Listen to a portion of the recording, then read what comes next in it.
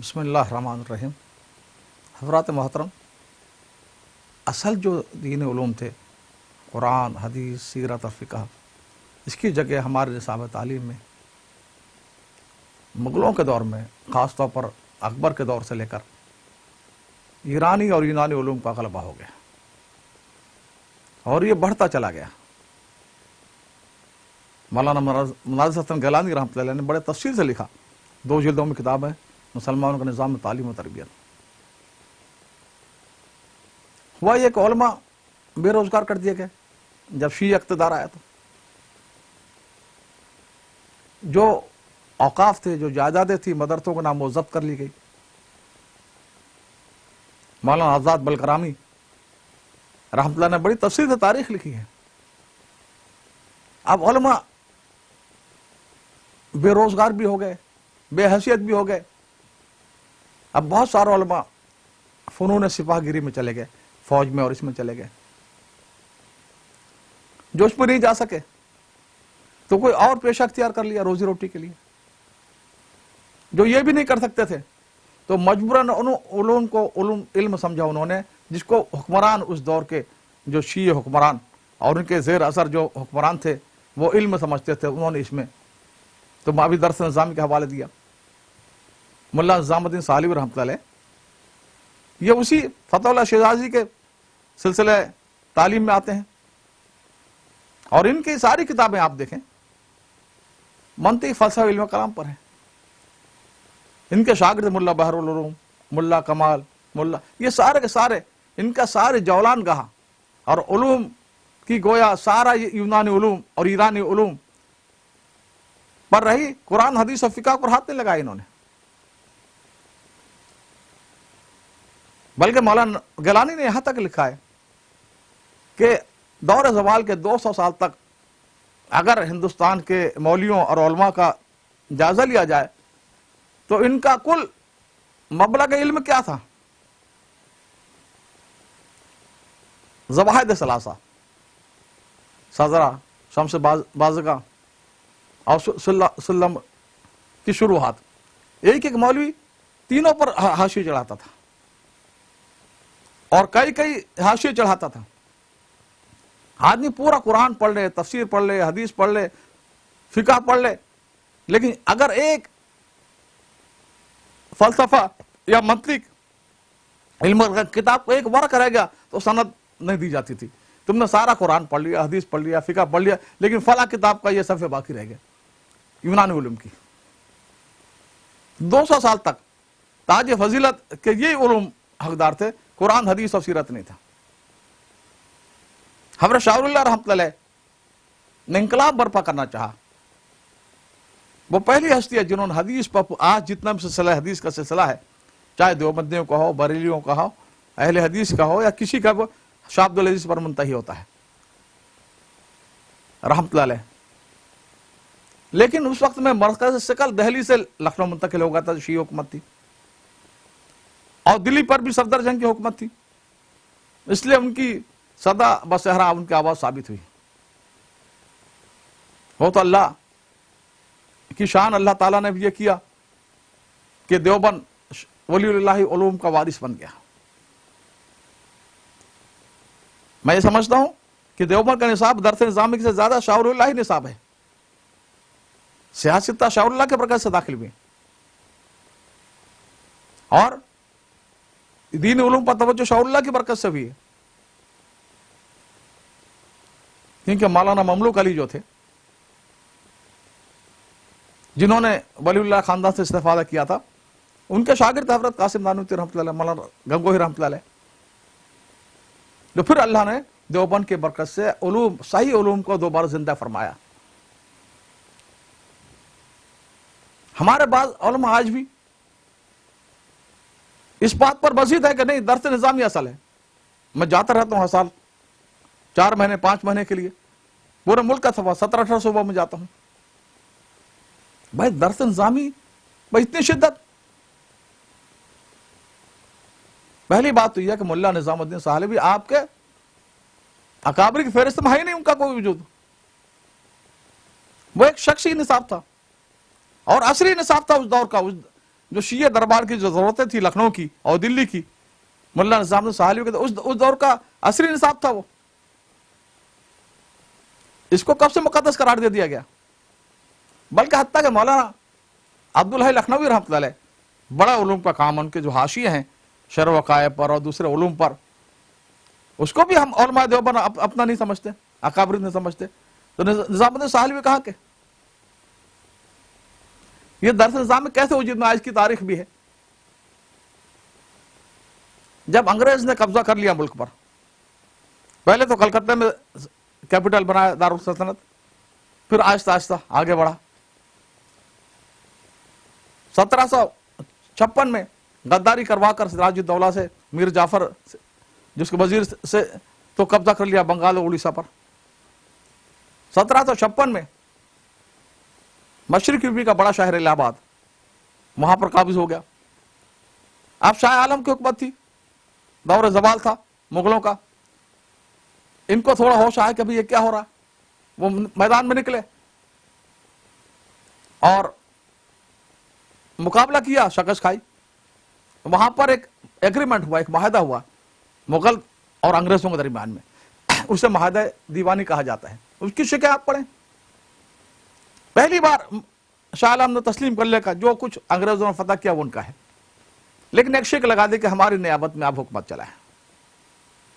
اور ساتھ میں ایک یہ بھی کہ بھائی مسلمان کے مسائل تو شریعت محمدی پر ہوں گے، اور شریعت کیا ہے مفتی قاضی محتسب بتائیں گے، آپ ان لوگوں کے ذریعے سے مسلمانوں کے نظام کو چلائیں. اب انگریز ہر چیز پہ ہاں کہہ دیتا تھا، شروع میں عمل کتنا کرتا تھا آپ کو پتا ہے، مجھے پتا ہے. اب معاہدہ ہو گیا، لیکن ایک خوبی تھی انگریز میں کہ جو کام کرتا تھا پورے منظم طریقے پر کرتا تھا. ایک کمیٹی اس نے بنائی کہ ہم نے وعدہ کیا قاضی محتسب مفتی وہ مسلمانوں کے نظام کی دیکھ ریکھ کریں گے، نگہبانی کریں گے. تو یہ کون سے نصاب ہم پڑھائیں؟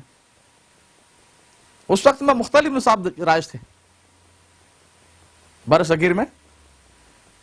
ایک جون پور تھا، شیراز ہند کہلاتا تھا. وہاں دین علوم کا طلبہ 20 سال تک منطق، فلسفہ، علم کلام، جو خیر آبادی اسکول کہا جاتا ہے جس سے یہی پڑھتے تھے. بس سارا علوم کا یہیں پر منحصر تھا، یونانی علوم تک. اور ایک تھا افغانستان اور سرحد اور مغربی پنجاب. یہاں طلبہ جو ہے وہ نحو اور صرف پر سارا زور تھا. 15-20 سال تک نحو اور صرف ختم نہیں ہوتا تھا ان کا. اور نحو اور صرف کے نام پر ساری منطقی اور فلسفی بحثیں. یہ کتابیں نحو و صرف کی تھی نہیں. ہم نے جب کافیہ پڑھی جس زمانے میں، اتنی تحقیق سے کافیہ پڑھی کہ بخاری اور کوئی قرآن بھی شاید اتنی تحقیق سے نہیں پڑھا. پہلا لفظ ہے عبارت کا کافیہ کے الکلمۃ لفظ عز علیہ مفردین. اب استاد نے اس لائن پر 10 دن تقریر کی، پہلی دن الف لام پر. پھر شعر جامی میں وہ سارے یونانی اور فلسفہ نے علوم، وہ ساری وہ بحث ہے جس کا نہ دنیا میں کوئی فائدہ نہ آخرت میں کبھی کام آئے گی. تو یہ نحو پڑھتے تھے طلبہ. اور شعر جامی اتنی موٹی ہے، ہاں، اور اس کی 10 جلدوں میں شروعات ہے. اصول قابلی، اصول باسولی، تحریر سنبت، اور وہ پڑھتے تھے اور سمجھتے ہم عالم بن رہے ہیں، دین علوم پڑھ رہے ہیں. یہاں یہ علوم تھے. اور کچھ حدیث کا بعض جگہ تھوڑا بہت تھا. مثلا سندھ میں اس زمانے میں مولانا حیات سندھی، مولانا ابو الحسن سندھی جیسے کچھ محدثین پیدا ہو گئے تھے، ان کے برکت سے وہاں پر حدیث بھی تھوڑی پڑھائی جاتی تھی. اس طرح پر مغرب ہندو میں جو برہان پور کے علی متقی مولانا شیخ علی متقی، ان کے برکت سے حدیث کا تو یہ مختلف نصاب چل رہے تھے. اب جو کمیٹی انگریز نے بنائی تھی وہ بیٹھی، سب کا جائزہ لیا. ایک جگہ تھی فرنگی محل لکھنؤ کی، ملا نظام الدین ساحلوی رحمۃ اللہ علیہ. ملا نظام الدین ساحلوی رحمۃ اللہ علیہ کا اصل تعلق فقہ اور اصول فقہ سے بھی تھا. औरंगजेब आलमगीर रहमतुल्लाह ने जब फतह आलमगीर मुरतब की तो उसमें बड़ा रोल है, इनका किरदार है। तो उन्होंने जो निसाब बनाया था अपना एक शख्सी निसाब था, और मुगल दरबारों बल्कि शी दरबारों का दरबारी निसाब था ये दरस निज़ामी। तो उन्होंने एक आध किताब फिका की ले ली, एक आध उसूल फिका की ले ली, नहव सर्फ की भी दाखिल कर ली थोड़ी सी, हदीस का भी एक आध थोड़ा सा टुकड़ा ले लिया, अदब की भी एक आध, लेकिन असल 80%, 85% यूनानी उलूम था दरस निज़ामी में, मंतिक, फलसफा, इल्म कलाम। तो अब ये जो निसाब था, ये अंग्रेज की कमेटी को कहा, ये से हम मुफ्ती, काजी, मुहतसिब, कालाकुल था उसमें, कील वकाल थी, आभास थी, जहन खुलते थे। एक जगह होता था पूरे बरसगीर में, फरंगी महल में, उसको एक कमेटी अपना लिया, और फिर अंग्रेज का इख्तिदार वसी होता चला गया 100 साल तक पूरे हिंदुस्तान, पूरे बरसगीर पर। अब वो निसाब उन्होंने चलाया, जैसा मैं पहले अर्ज किया, अभी दिल्ली कॉलेज जो ईस्ट इंडिया कंपनी चलाती थी, एक कॉलेज था, उसमें सारी कौमें, हिंदू, मुसलमान, सिख, ईसाई, जैन और सारे मजहब के लोग पढ़ते थे। अरबी के प्रोफेसर थे मौलाना ममलूक अली साहब नानोता के। तो वहां पर हजरत गंगोई, हजरत नानोती, मौलाना कासिम नानोती रहमतुल्लाह तालीम हासिल की। तो मैं अर्ज कर रहा था कि दरस निज़ाम एक ही जगह होता था, दुबा दो अंग्रेज को, अंग्रेज की बनाई हुई कमेटी को अंग्रेज की, उसने ये पूरे मुल्क में चला दिया। अब उलमा को दोबारा रोजी रोटी से महरूम कर दिया थी रावजी हजरात ने, शियाना हजरात ने, दोबारा फिर हमने ओहदे भी मिलने लगे, अच्छी तनख्वाहें, अच्छी मराआत, बेहतरीन कोठियां। देखिए मुफ्ती सदरुद्दीन आजुर्दा जो दिल्ली अतराफ के काजिल कुज़ात चीफ जस्टिस थे, वो ईस्ट इंडिया कंपनी के मुलाजिम थे। तो दोबारा रोजी रोटी के दरवाजे खोले अंग्रेज के दौर में, तो ये दरस निज़ामी आम हो गया। तो दरस निज़ामी आपके कोई दीनी निसाब नहीं था, ये मजहबी रूहानी निसाब नहीं था, ये एक असली निसाब था, और अंग्रेज ने चलाया, पूरे मुल्क में फैला दिया। दुआ देने तो उसको दुआ कर, इतना मुकद्दस है ये तो, कि आज हम उसके एक शोशा भी छोड़ने के लिए तैयार नहीं है, और इस पर अड़े में कहना ये असल है। और हमारी जिद और हर धर्मी का ये हाल है। अभी 2 साल पहले की बात है, मैं वहां गया, बड़ा इजलास मौलाना नूरुल हसन राशिद कांदवी दामद बरकातुहू ने बुलाया था, निजाम था, उसमें पूरा 2 रोजा इजलास था, हिंदू मुसलमान आपस में रवादारी कैसे रहें। बहुत सारे हिंदू लीडर भी थे, और इंग्लिश और हिंदी अखबारात के रीडर भी थे, इस पर भी था, और उसमें यह भी था निजाम तालीम दीनी और असली। अब वहां पर मैंने ये बात कही कि भाई हमारा हाल यह है यूनानी उलूम के साथ, कहने में तो अच्छा नहीं लगता, लेकिन एक मिसाल ये समझ में आ रही है अभी, जो यहूद के बारे में कुरान ने कहा, उशरबू फी कुलूबिहिमुल इज्ल, कि बछड़े की मोहब्बत पिला दी कि उनके रगो रेशे में। इस तरह यूनानी उलूम हम घूम फिर के फिर उधर ही आ जाते हैं। हजरत गंगोही रहमतुल्लाह अलैह, इमाम रब्बानी, जब वो सरपरस्त थे तो उन्होंने, देवबंद के भी सरपरस्त थे, मज़ार उलूम सहारनपुर के भी, उन्होंने यूनानी उलूम निकाल दिए थे। हजरत का मकूला मशहूर है, फरमाया यूनानी उलूम से बेहतर तो अंग्रेजी हासिल करो, दुनिया का तो फायदा होगा, इससे ना दीन का फायदा ना दुनिया का फायदा। और यहां तक फरमाते हैं जो भी शख्स, जो आलिम यूनानी उलूम से, फलसफे से, इससे शुगल रखेगा, वो मेरा मुरीद नहीं है। लेकिन हजरत गंगोही रहमतुल्लाह आंख बंद हुई, फौरन इन मौलवियों ने दाखिल कर लिया सारे उलूम जो निकाले जा, ये अकाबिर परस्ती है, ये मानते हैं अकाबिर इनको इस तरह पर। तो मैं अर्ज कर रहा था कि ये जो दौर ज़वाल में, जो ज़वाल तेजी से जो बढ़ा, इस वजह से बढ़ा कि हमारा रिश्ता, हमारा उलूम का रिश्ता कट गया असल उलूम से। जो कुरान था, सीरत थी, अहादीस थे, सारे उलमा इस पर लिख चुके हैं।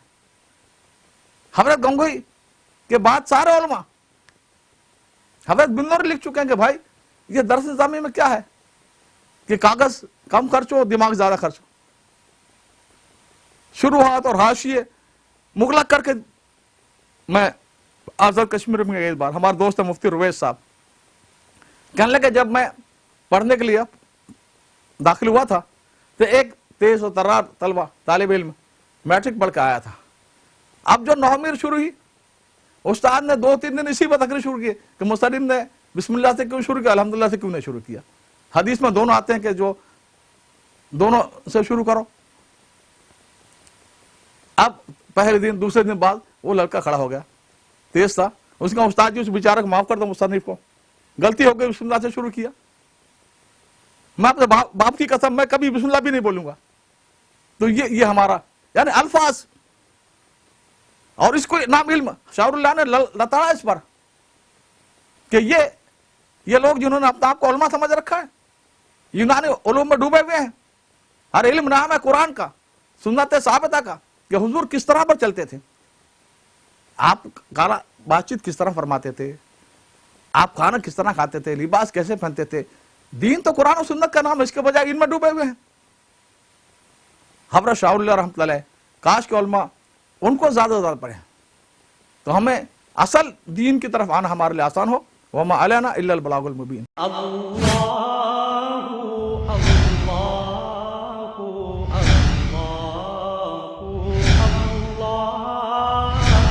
Allah